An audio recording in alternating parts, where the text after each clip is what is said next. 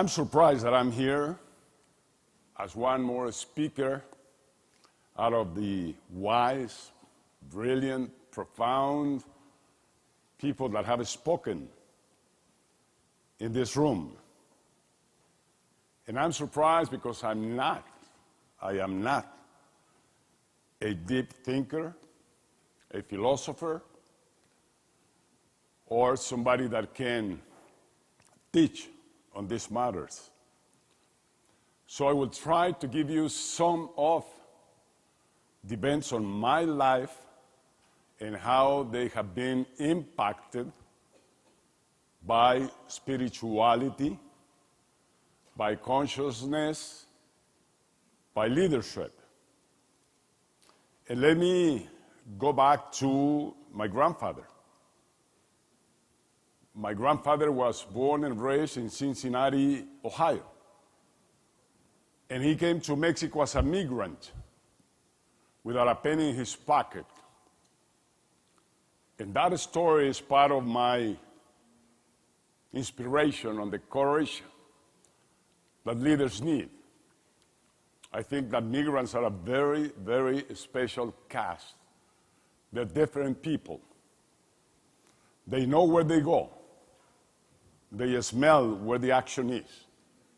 And they move from place to place to contribute, to work hard, but also to benefit themselves and their families. So their drive is hard-working, accomplishment, and upgrading their life and their family life. The surprise here is that my grandfather moved from this great nation down to Mexico. He crossed mountains, deserts, rivers, and he came and settled in Guanajuato, Mexico, when we, the family, been there for 5 generations. To us, that is our tara, like going with the wind. The place where you nourish yourself, where you get your first teachings and lessons, where you make your first mistakes, but mostly where you dream where you're going, where you think about who you are, what are you in this life for, and what is your life plan? What is your purpose? What is your goal? And by the way, the first thing we have to do on any human task is to set the goal. We don't start by putting the bricks, or we don't start our journey without the goal, the purpose, and knowing where we're going. When we do that, everything else aligns.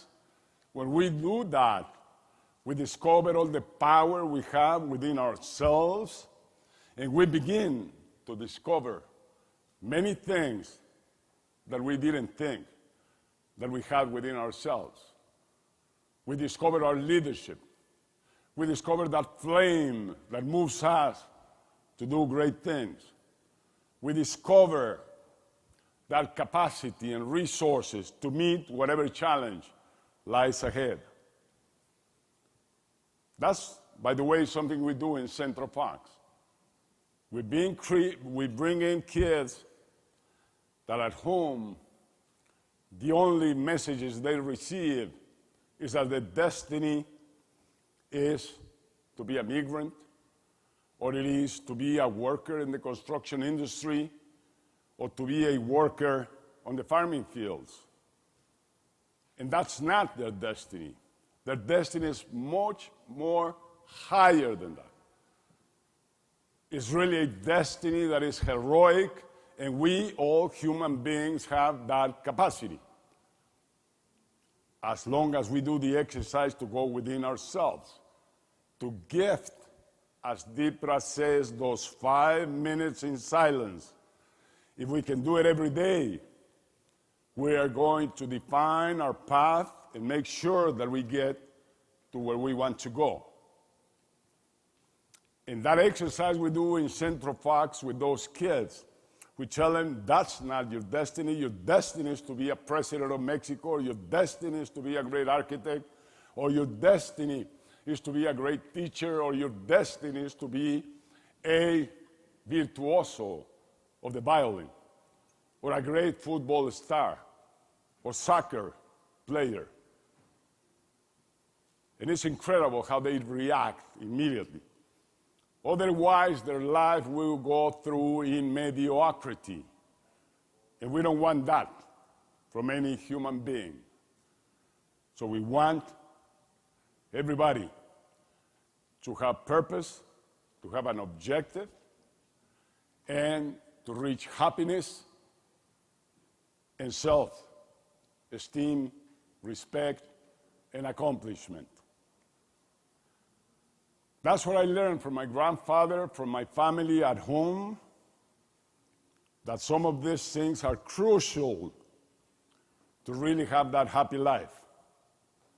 Compassion, learning, service, being for others is a key issue that Deepak is always repeating once and again. Being for others, servicing others, is the shortest path to happiness. And I remember when we were celebrating our 10th anniversary when we finished university in Mexico, Jesuit school, famous because of the kids that are there come mostly from wealthy families. And at that celebration, we saw each one of us coming with our Rolexes, with our big ties and suits, with our wives carrying fur and the most elegant dress. And that seemed to be at that time the purpose of our life.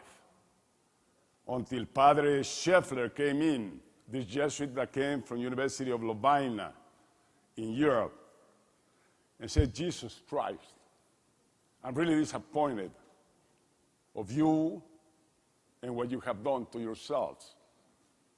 I think I wasted my time repeating to you every day in the classroom.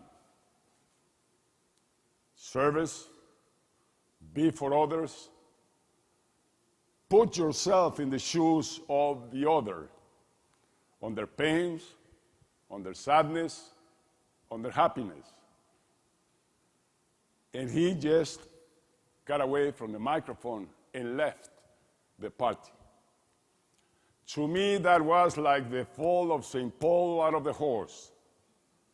To me, my life changed immediately, that very second.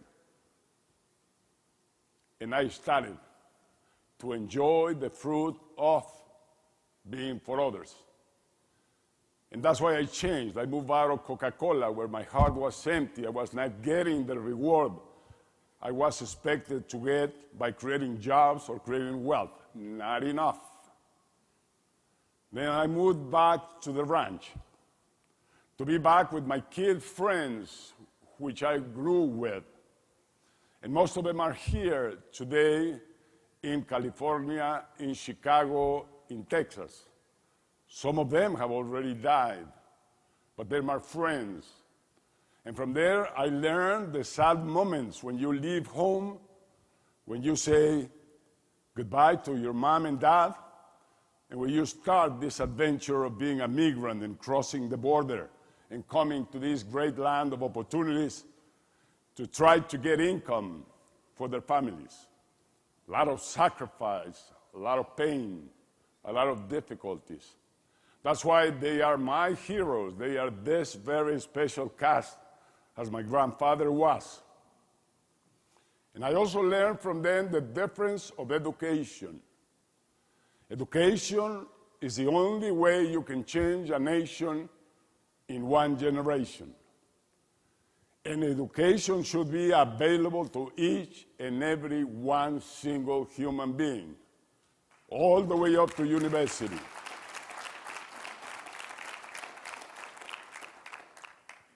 And I learned the difference that education makes.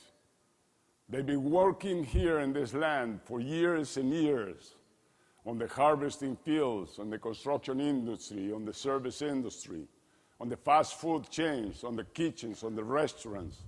They're making a great contribution to this nation.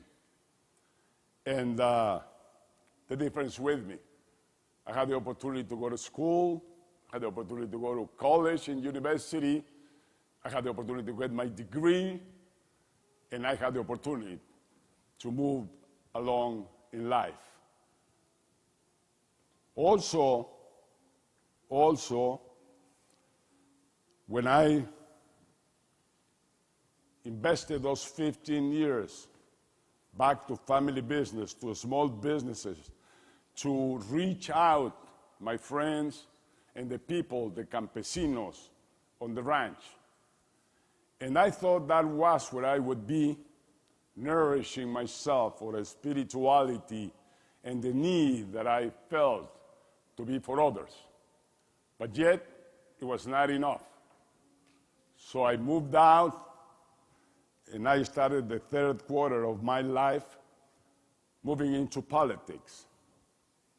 What attracted me in politics? Number one, the challenge, the task. 71 years of one authoritarian government dominating the life of every single Mexican all along those decades. So the task to get him out was part of the adrenaline I needed. And that's part of what leaders need. You need heroic, high aspirations and goals. And when you have that, you begin to float.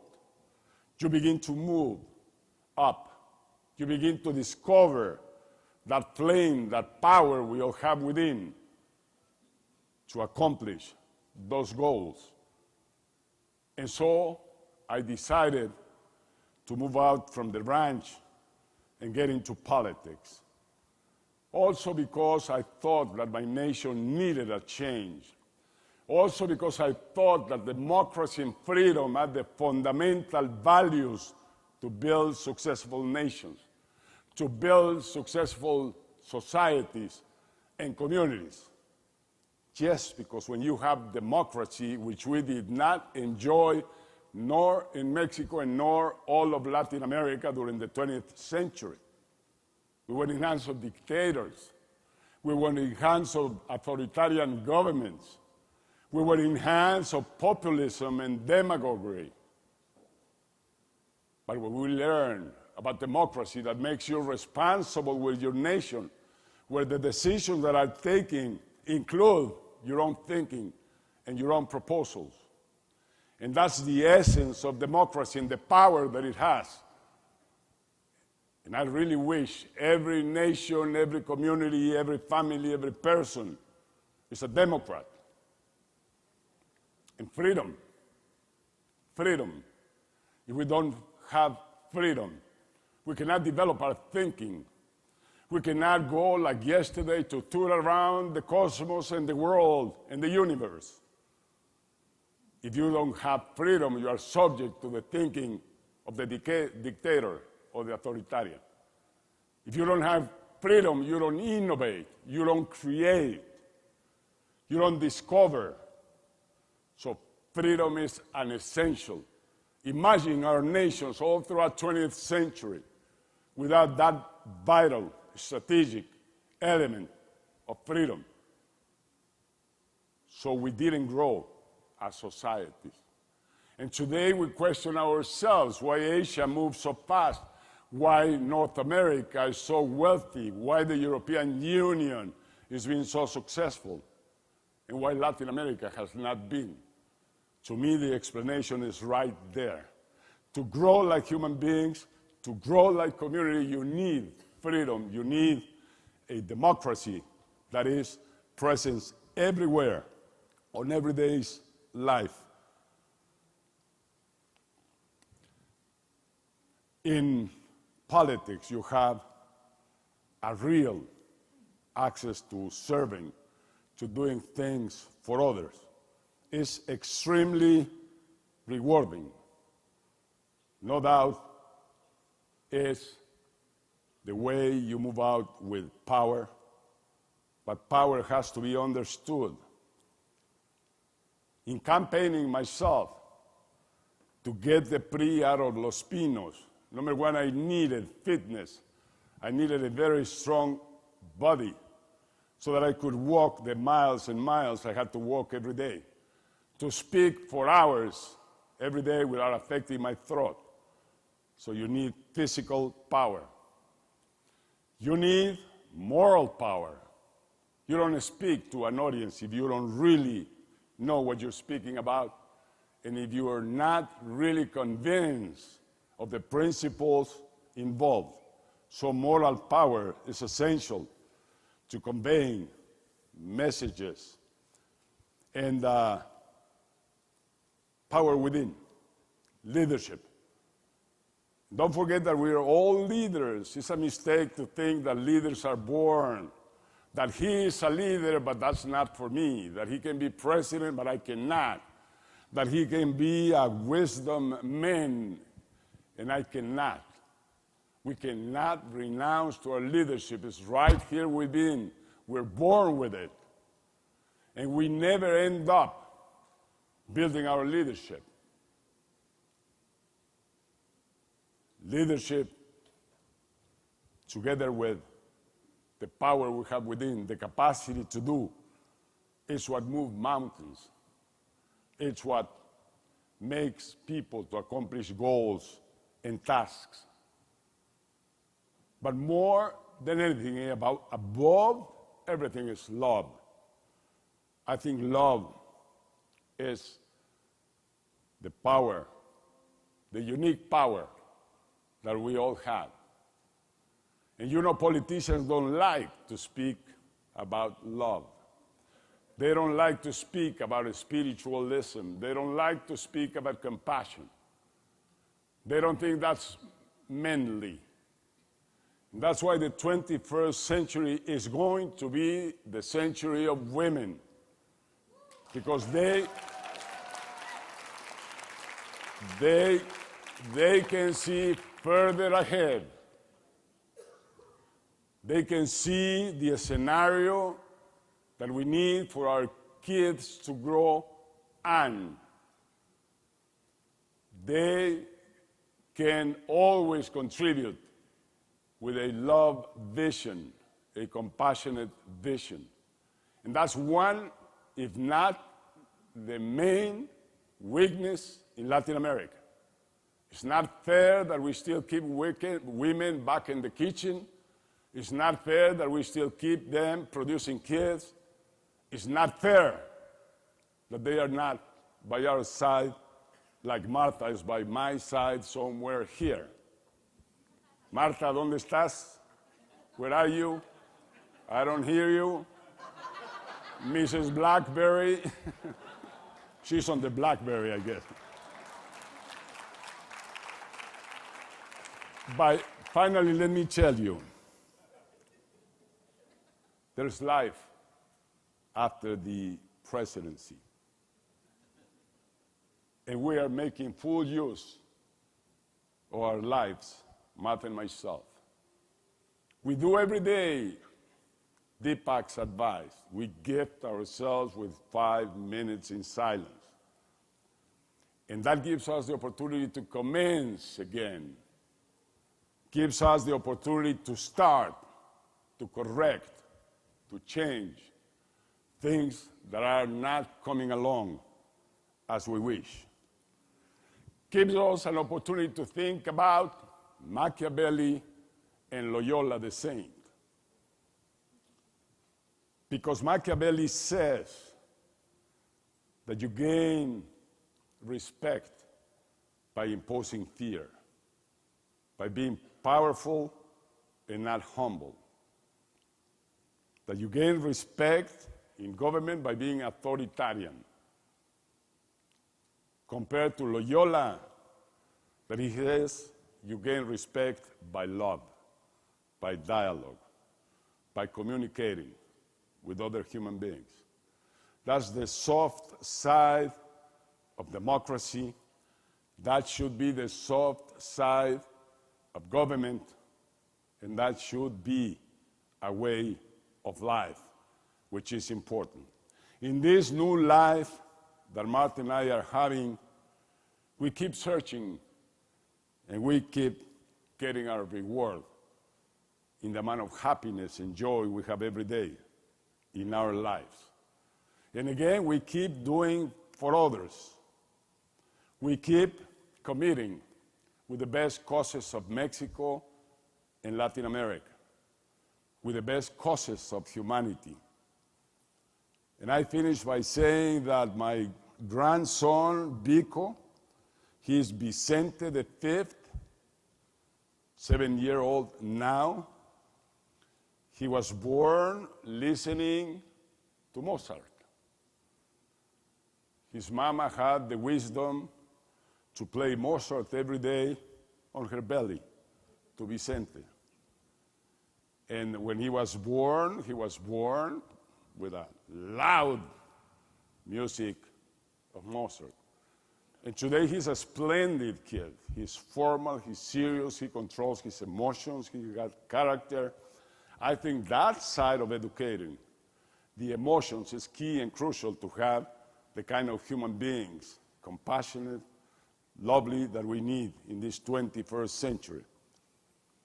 Well, if I would wish any farewell, it would be hearing Beethoven's symphony. So thank you for listening to me. Good luck to you. Thank you, Deepak.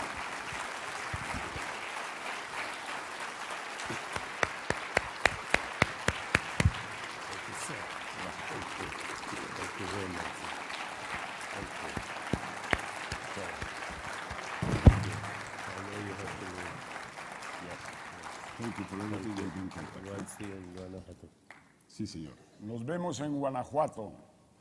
All of you are invited. Deepak is going to be coming. So it's a very interesting thing that on Thursday we had an event in New York for President Obama. And then we have today with you and General Wesley Clark. And I had the opportunity to share with President Obama one thing. I wanted to share two things with him, but I decided not to share the first one. And that was, since we're talking about grandchildren and comparing grandchildren, I have a 4-year-old grandchild here in the audience, or he's playing somewhere near the pool. And when he found out that we were going to visit New York to host President Obama at our studio, he said, I've got to get a picture with him. As 4-year-old, he now speaks Spanish, English, Chinese, Mandarin, and Hindi, because he hears all these languages. This is the future human, really. Yes, the future human, particularly in America. So I said, why do you have to take a picture with President Obama? He says, because when I grow up, he'll be dead. As simple as that. Let me tell you, a picture is fundamental. But I remember the picture. So I didn't share that with President Obama. What I did share is some of our Gallup research. You know, I'm on the board of Gallup as a scientist, and we have Danielle Poza who works with me at Gallup. And this is what we have found, which is very much resonant with a lot of what you said. First of all, that if you want success in a corporation or a company or in a community, you have to create that entanglement of happiness, of joy. Well done. In Gallup, we know that if a supervisor ignores their inferiors, the people who work with them, the disengagement goes by up by 45%, and sooner or later, the person falls sick. If you don't ignore, but you criticize, they get better, actually, because human beings want to be noticed. Even if it's to be criticized, the disengagement goes down to 22%. But if the supervisor notices a single strength, and appreciates the person, disengagement falls to less than 1%. And according to Gallup, the annual cost to America in this country of people who are disengaged because they're being ignored or criticized is about $380 billion, right there. Wow. Gallup also shows that if you have a happy friend, your happiness goes up by 15%. But if your happy friend has a happy friend that you don't know, it goes up another 10%. And if the happy friend's happy friend has a happy friend that you don't know, it keeps going up. Yeah. The point being, even the happiness of your enemies improves your happiness. The best way to get rid of your enemy is to increase their capacity for happiness. And this is what you were saying. And you said compassion. And you know, when we were with President Obama, I said, let me give you 4 words, Mr. President, if you will allow me. And he said, tell me. I said, according to Gallup, the 4 words are hope, trust, stability, and compassion. Right. And this is based on very good data, and you reinforced that, so I'm very grateful We for you. partner with Gallup. Gallup, yes. We partner at Vicente Fox with Gallup. So Gallup people, thank you, my recognition. Yes, they're here. And John Clifton, if you're listening to this, say thank you to President Fox. Right.